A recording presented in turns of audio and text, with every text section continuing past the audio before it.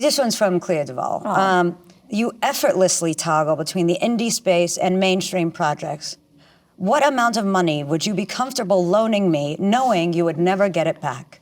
Wow. It's interesting that she talks so much in the question about indie films and then asked for money. Like, you'd think that she would know, referencing the indie films, that I don't have a lot of money. Interesting.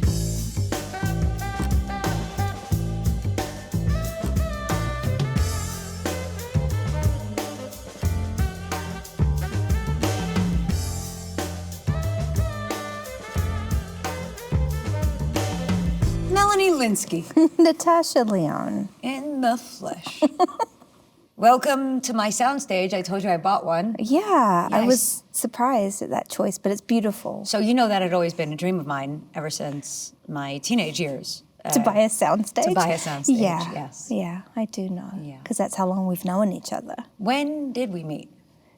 We met when I was 21 and you were 19, I think. Is that right? On Detroit Rock City. I just remember being very excited by you. You were so fun and you had so much energy, and I sort of tend to be a bit shyer.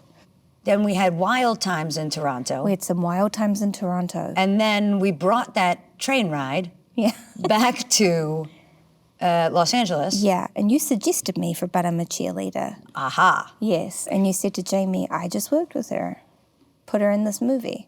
Oh, I'm so glad she listened. Thank you for that. No problem. Oh my God. No problem. That was a fun one. Yeah, well, thank you for the commission check that you did, which was, I thought, unnecessary, especially because it was a very low-budget movie. Very, very low budget. Yeah, I'll take what I can get. Yeah, you're welcome. And of course, Clea Duvall had put me in the movie because the script for But I'm a Cheerleader was on the floor of her car, and I was in the passenger seat. She was driving, so I picked up the script and I said, what's this movie? But I'm a Cheerleader. What's my part? Oh my She gosh. said, well, I don't know. There's only the part of like a, you can't play this part because you're not this type of person. And I said, excuse me, excusez-moi, girl interrupted. That's a movie that she was in. I know, I remember. And then we went over to Jamie's house, and boy, did we show her. And I guess along the way... What do you mean? Did you audition, or you just, like... I think I just flipped the script, and I was like, listen to all my... dialogue. Watch what I can't cheerlead, I said. Well, you did an amazing job. You were so great in that Thank you. movie. I was wondering, I do feel like the movie was very ahead of its time. Did you have any hesitation, I guess, about telling that story about somebody who was in conversion therapy? What was the response like for you? Were you excited to do it?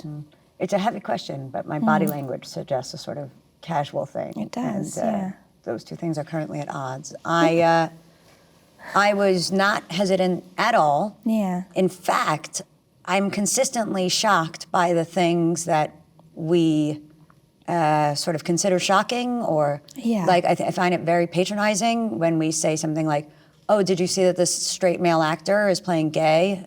Like, bravo, or something. I find it really patronizing and very weird. And maybe in some ways times are changing, but it didn't occur to me. It was my genuine answer. Like, it was more like, holy cow, Clea's my best friend. She's doing this movie.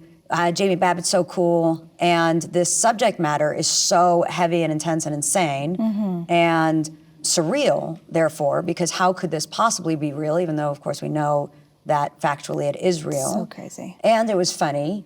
And it never crossed my mind to sort of like not try to use, the arts to kind of tell the truth about what's going on. But it just, looking back also, like, it never crossed my mind, like when Clea and I were on the cover of Out magazine or something, I wasn't like, it just sort of seemed like so weird to me that people would like in some way care or something. Like, it just felt like what you're supposed to care about is the conversion therapy part, and like we're supposed to go try to stop that. And very moved. I remember Clea and I were at Sundance with But I'm a Cheerleader, and Sundance is in Utah, which is notoriously like a very open-minded place. That's a joke, Melanie Lynskey. No, and I got it, so, these kids would like come up to us and you'll be like sort of like crying and just saying like, thank you for putting this on film, and like now I feel like 10% less weird or whatever.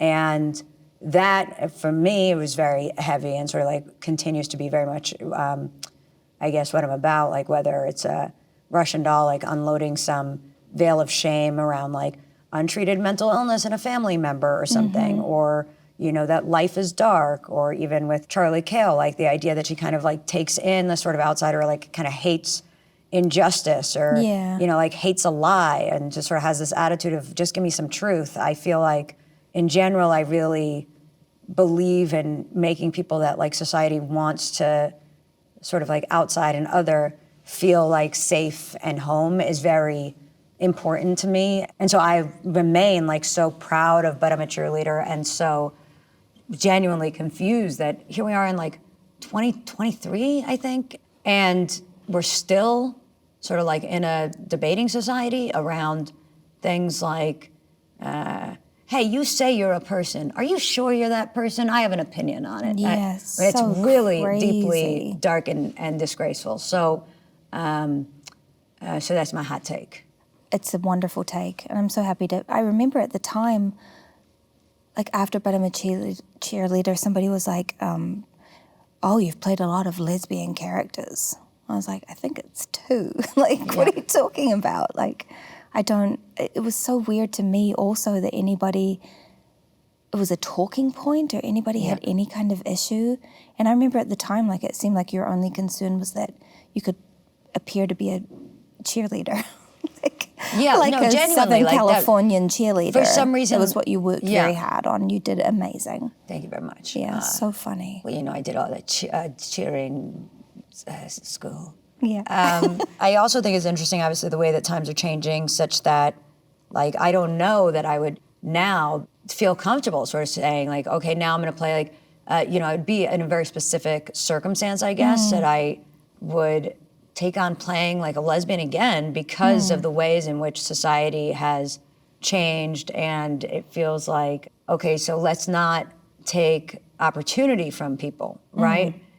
You know, at the same time, just like, you know, in some way or whatever, if you're going to call it like a time crime or something, I'm just so proud of the movie that I'm very glad that I got to do it. And, you know, it is a funny thing of like what is for me seductive often about playing a lesbian character is just this idea of not being puppet mastered by like a male storyline that I feel like often female characters even in life and even that I'm, you know, like friends with so many gay women and stuff. There's like something about the architecture of our society, which is we're often asking women to exist in response to men.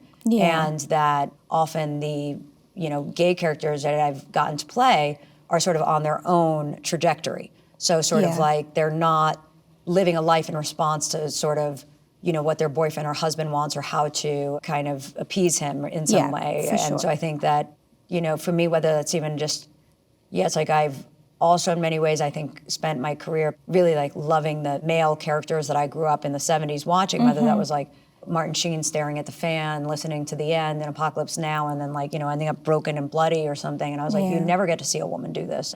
Or even like Harry Dean Stanton or Warren Oates or, you know, there were so many like Jack Nicholson, Five Easy Pieces. Like I just so much wanted to get to play those parts and often was not seeing that in this idea of like, well, here we've like, you know, handed you this sort of beta. So that's sort of a bit of a non sequitur. But just to say now that some time has gone on, I am suddenly very curious about like all those women that I kind of left behind, like the Betty Davises and the Jenna Rowlands and the Barbara Stanwicks and those other people that I was also obsessed with. I think I'm only interested in them now that I'm older and have been able to like plant a firm flag in this other thing.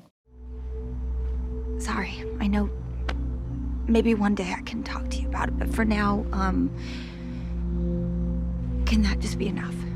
So, Melanie Lynskey, they've asked me to use both names. You play a character named Shauna, just to remind you. I don't know what you did this morning, and I don't want to judge that. But Shauna is an incredible character. My question to you is, how the hell has it been? How does it feel to play a character that's that complex? I mean, I guess this morning, and most mornings, I was thinking about the joy of a double life and how I miss having one. Right now I have a single life. I don't mean that I'm single. I mean that I miss vices. I'm somebody, I recently stopped smoking. Terrible decision. I'm so proud of you, though. Thanks. It's great. I know. I'm not impressed with the journey. And anyway, then I was thinking about Shauna and how fascinating it is that really, well, she has multiple lives going, and she has multiple lives going with multiple players in her life, and then this season, sort of how beautiful that she's actually bringing her family into it. You and your husband in that show play really well off each other. I love him. It's really fun. I love him too. What I is love his working name? with him. His name is Warren Cole. Warren Cole. Yes, I've been asked to use both names. Yes. Yeah, Warren Cole. So he's a great actor. I love working with him. There's like kind of like a couple of directors were like, this feels like the Coen brothers when we're working together, which is like very high praise, but there is like a kind of comedic energy that we have together that is so fun. Yeah. And the character's like amazing. I did not think I'd be at this point in my life and getting to play someone who's this complicated and interesting and difficult and funny is just such a dream. Also, the way you play her is so specific. And I mean, I think you've always been one of our greats, like we all know it. I will say that selfishly, I think it's very fun to watch you shine this hard, this consistently over the past few years. And now with this show, it just feels like life is so often so wrong, and sometimes things are so right. And it's very exciting. And then watching the show, like I find myself actually genuinely addicted to it, and it's because of your performance sort of really grounding it, and everybody is really excellent on the show, and they're great actors, but it's such a nuanced and rare thing, like the way you hold a gun and have to sort of choose, or the way you sort of enjoy a murder even as you know that it shouldn't be happening and is bad or something. Yeah. Is that baked into the DNA of the scripts, or is that really? Very much. There's a lot of things in the writing where they're expressing a lot of different emotions at once. And it's fun to get to play like saying something and feeling another thing. Yeah. Or some other thing coming out of you in the middle of like a normal moment. They're very good at that kind of thing. Yeah. I feel so the same about where you're at in your professional life. Like just how exciting it is to see Russian Doll I was so obsessed with. And it's just every episode I just was like, you made that. Like, you made that happen, and the same with this show. I guess I'm not over the part where you're a human lie detector. Yeah, I know, it's crazy, but... My favorite color is yellow. Bullshit. How much were you involved in creating the character? Did you have an idea of what you wanted her to be like? Did you and Rian Johnson work to create her together, or did you have, like, an idea for a person that you wanted to play? She's so fun. Well, thanks, Melanie. You're welcome. It's been a good time for us, and I'm grateful. It hasn't always been this way, let's be honest. No, it has There's not. been times where we've been at auditions in rooms in weird buildings, walking around with little pages being like, and both knowing that we're not going to get it. There's been, I would say, at least a decade of that we did. At least a decade. At least a decade, which of is reading something and being like, I think I can fit myself into these confines to try to play this character. I think I can show up and look like the thing that they have in their mind. Yeah. Instead of showing up and being brutal. like, yeah. here I am. It's so crazy because for us as 20-year-olds, it's, now, I know you're 22 and just had a baby. Yeah. So congratulations on that. Thank you so much. I feel like it's a bit early to do it, but I want you just and wanted to start Jason young. to do, it's your journey, Yeah. and that's none of my business. That's outside my purview. In creating Charlie Cale with Rian Johnson for Poker Face, we basically did a lot of steak and French fries together, meals. I know a lot of people are anti-meat, so I don't want to alienate those people. That's all right. But indeed, we were eating meat in a lot of those meetings, and I'm ashamed to say that now. I'm not judging. I'm a vegetarian. And You I'm are? Not, yeah, for 35 years now. Yeah. Wow. That's really something to consider. Is Jason a vegetarian? No. Well, so we were eating salads, and I was very tight with his wife, Karina Longworth. Are you familiar with Karina? Yes, she's amazing. She's a genius. Yeah, she is a genius. Yeah, people throw around that word, but She truly is. she really is. And I would go further and say that they're actually in a genius couple, which is a super sure. rare dynamic and a sexy one, let's be honest, It's a if you very can still sexy say dynamic. I think we can still say that. Look, I bought the soundstage so I could say what I want. That's why you bought it. That's why I bought it. And so Karina and I were friends, and so Ryan and I ended up sitting at a book signing of hers, and next thing I knew, we were kind of cooking up this idea. I think he had seen Russian Doll, and never very far from Peter Falk or Elliot Gould in A Long Goodbye. I try to keep them close, and my friend Lou Reed, you know, all my close personal friends, I try to make sure that they're nearby. And he had this idea for really doing this 1 hour, which also speaks to this kind of, it's such a funny business that, you know, nobody knows what they want until the actual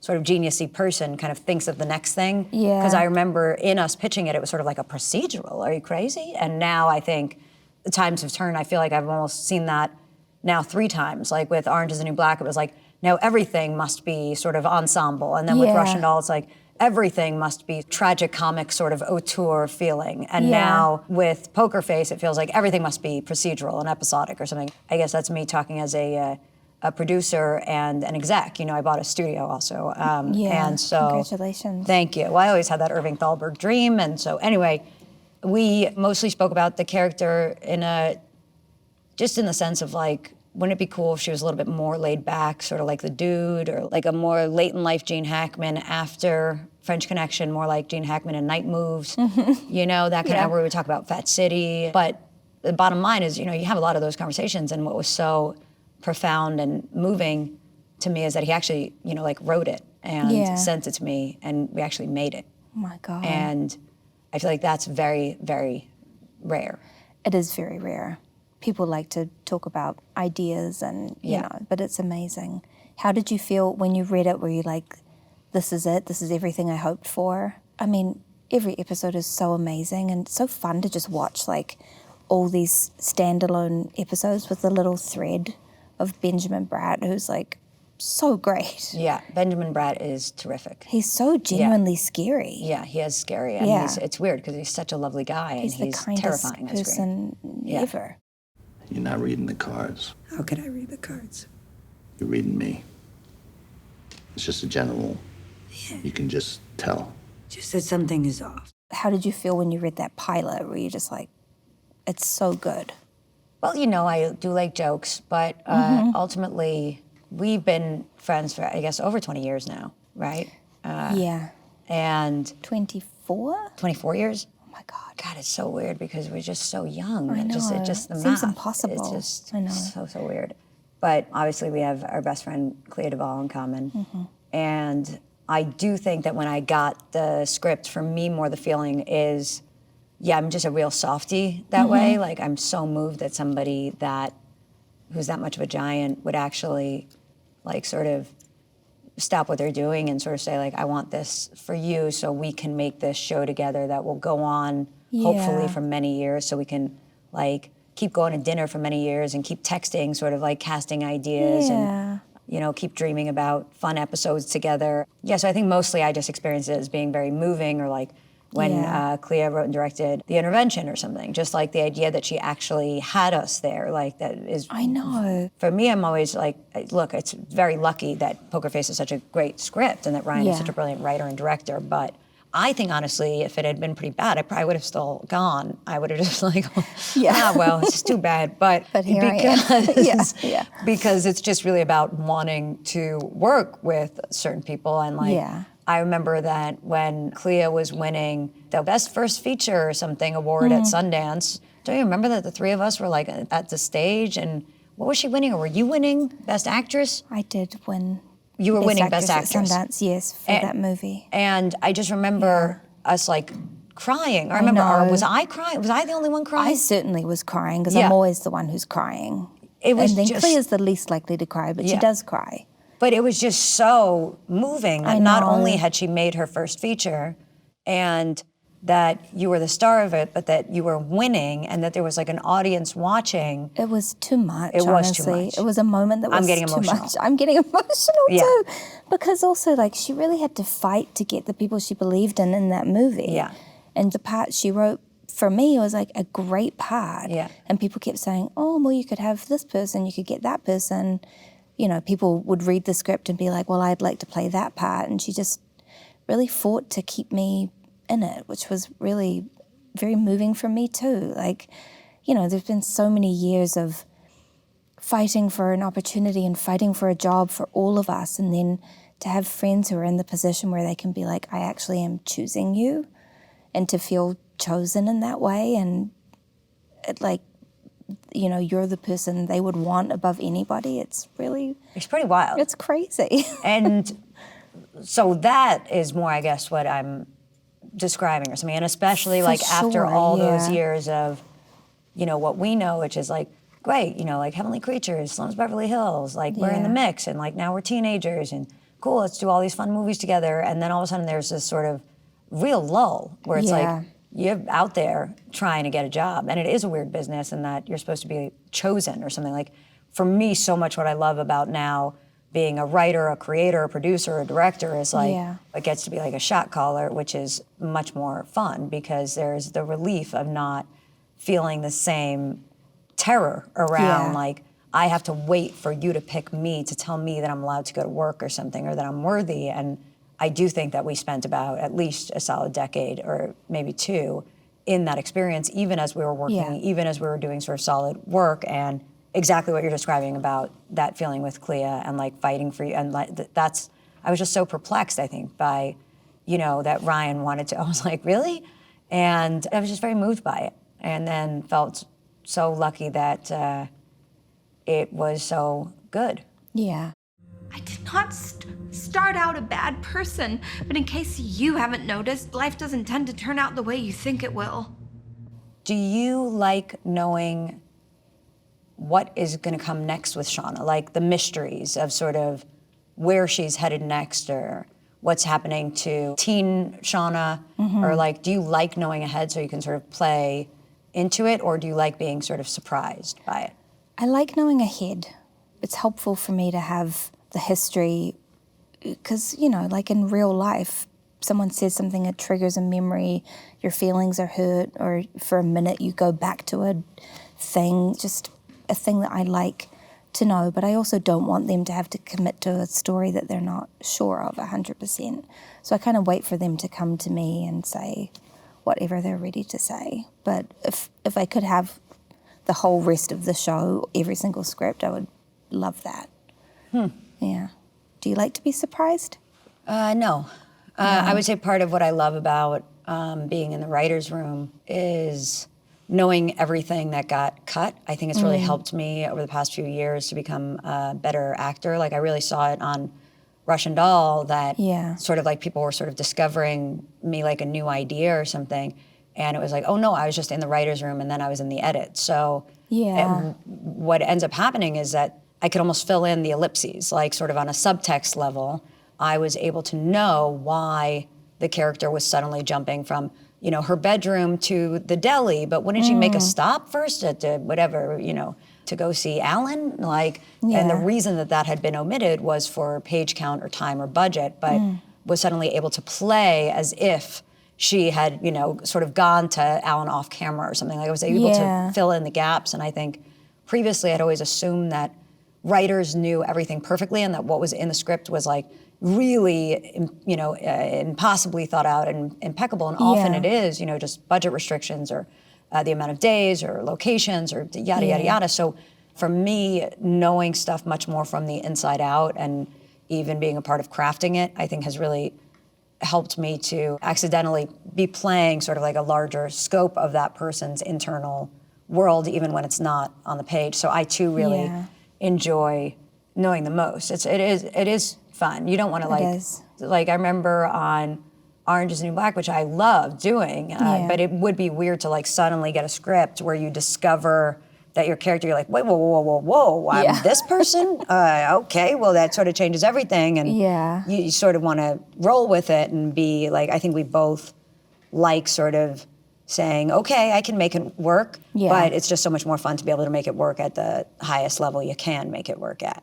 The first season of Russian Doll came out when my daughter was an infant, like a tiny infant. So Jason and I were just like watching shows, and I would just be breastfeeding her and sitting there, and that was the only show we watched where every time she heard your voice, she would like pull off of my breast and try to watch the TV. There's milk splurting everywhere. Wow. So every time I think about Russian Doll, I think about like she could not take her eyes off you. Everything else, she was very like food focused as a baby. Right. So yeah, it was That's hard to like interesting. get her off, and then she'd just be like trying to watch. Yeah. So I we was could like, all- She loves Natasha. We could all learn a lot from that, huh? Mm-hmm. Yeah. Now that you've told me about your baby's fascination with the Russian doll, I feel like we've reached an organic sort of stopping point because Sure. we've peaked. That said, I do have a couple of questions from our friend Clea, Oh, do you? and maybe Why even our didn't I do friend. this? Oh, well, it turns out also our friend Craig Mazin, who you might be familiar with. I am familiar. The creator of The Last of Us. Yes, and Chernobyl. And Chernobyl, which Which is what I wonderful. named this soundstage, which was probably a bad name for it. I Yeah. think that's why we're not getting a lot of bookings. I would rethink that one. So but- Craig would like to know, how do you so easily portray cruel or violent characters when in actuality you are the kindest and most nurturing human alive? Aw, Craig. Yeah, he's a bad person. It's true though. Oh, that's really sweet. Thanks for that question, Craig Mason.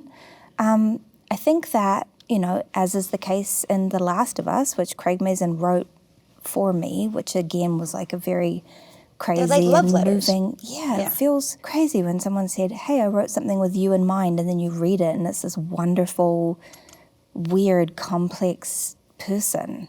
And they're like, I trust that you can do it. It's an amazing feeling.